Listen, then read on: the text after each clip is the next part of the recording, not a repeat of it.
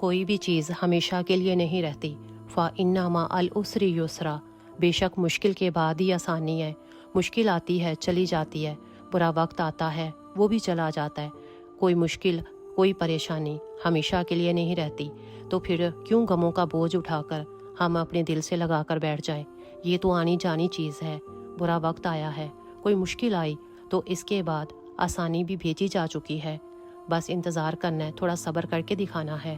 صبر تو سب سے بڑی آسانی ہے، جو اگر کسی مشکل میں آپ کو دی جائے تو دنیا و آخرات دونوں ہی سنور جاتے ہیں۔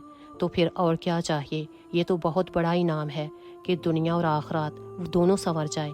تو بس اس میں کوئی شک نہیں کہ مشکل کے بعد ہی آسانی ہے۔ اور یقین کریں کہ وہ بڑے بد نصیب ہوتے ہیں وہ لوگ جن کی زندگی میں آزمائشیں نہیں آتی، جن کو کوئی پریشانی، کوئی تکلیف نہیں ہوتی۔ آزمائش ہمیشہ اللہ تعالیٰ کے اچھے بندوں کی ہوتی ہے۔ اللہ تعالیٰ اپنے اچھے بندوں کو آزماتا ہے، جو اللہ تعالیٰ کے پیارے بندے ہوتے ہیں۔ اللہ تعالیٰ ان کی آزمائش کرتا ہے۔ وہ دنیا میں تو خوش رہتا ہے لیکن اسے سکون نہیں ملتا، اور آخرات پوری وہ بھٹکتا رہتا ہے۔